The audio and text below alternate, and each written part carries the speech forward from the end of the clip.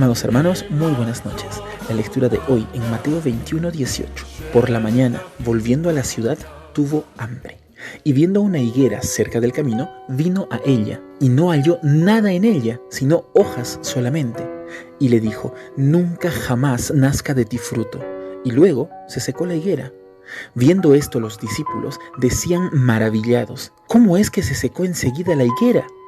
Respondiendo Jesús les dijo: de cierto os digo que si tuviereis fe y no dudareis, no solo haréis esto de la higuera, sino que si a este monte dijereis: quítate y échate en el mar, será hecho. Y todo lo que pidiereis en oración, creyendo, lo recibiréis. Vemos un poquito del contexto. Jesús ya estaba en Jerusalén. A 3 días de su crucifixión, entró por la puerta dorada o puerta de la misericordia, y la gente lo recibió con gran algarabía. Era como si estuvieran recibiendo a un gran conquistador. Hosana al Hijo de David, decían. Bendito el que viene en el nombre del Señor.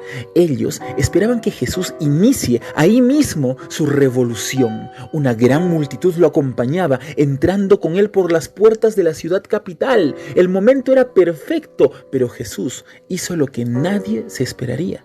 En vez de reclamar el trono por la fuerza, se fue directo al templo, donde expulsó a los que afrentaban aquel lugar santo, y entonces, así, sin más, se retiró de allí, al pueblo de Betania.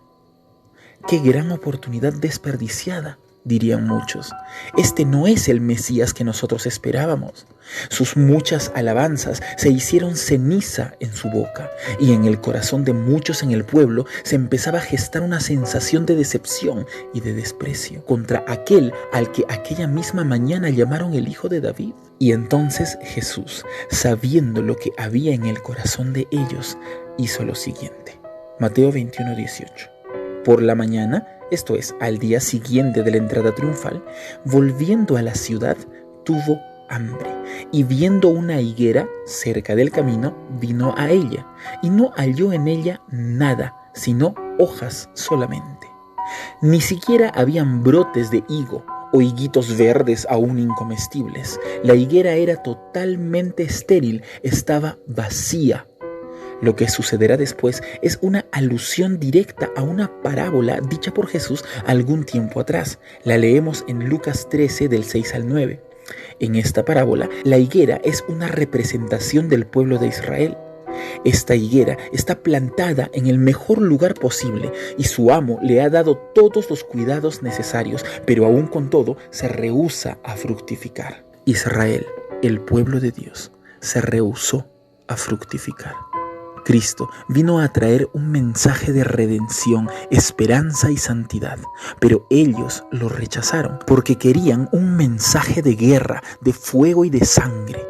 Ellos esperaban a un Mesías violento que los llene a ellos de conquistas y gloria, en vez de ser ellos quienes, por el poder del Mesías esperado de los siglos, ofrezcan misericordia y santidad para la gloria del Señor.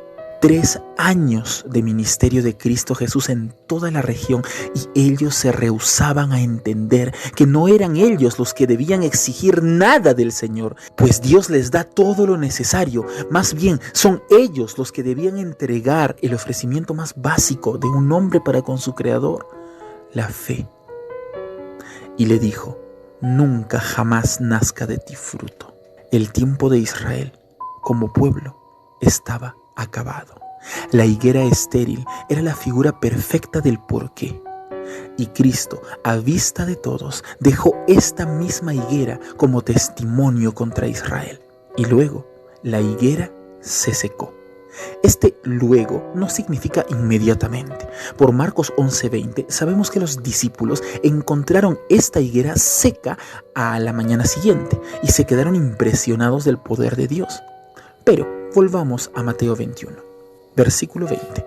Viendo esto, los discípulos decían maravillados: ¿cómo es que se secó enseguida la higuera? En un solo día no se seca un árbol, y ellos lo sabían demasiado bien. Pero en vez de enfocarse en el ominoso presagio que aquel marchitamiento significa para Israel, ellos se enfocaron en el milagro.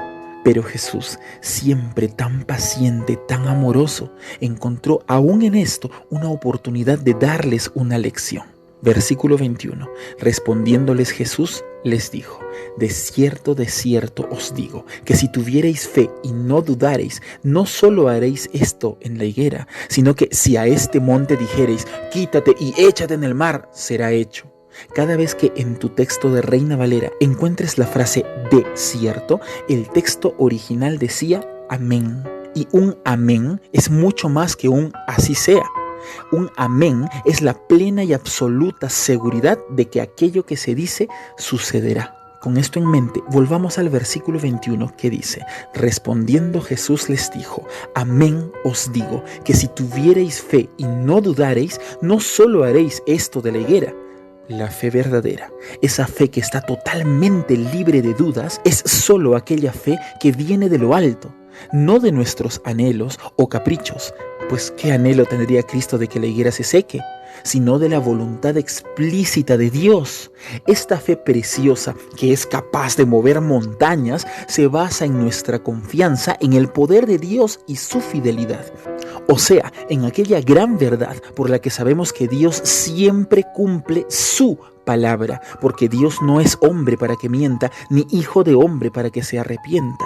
Existen muchas afirmaciones que nosotros, al igual que el Cristo en aquel momento, podemos en este mismo instante hacer, categórica y tajantemente, pues sabemos que es la explícita voluntad de Dios. No creo equivocarme al decir que la más relevante de aquellas inequívocas afirmaciones que podemos declarar con inquebrantable fe es la siguiente: cree en el Señor Jesucristo y serás salvo. Esta afirmación tan simple, pero a la vez tan poderosa, es por la que tenemos paz duradera y verdadera esperanza.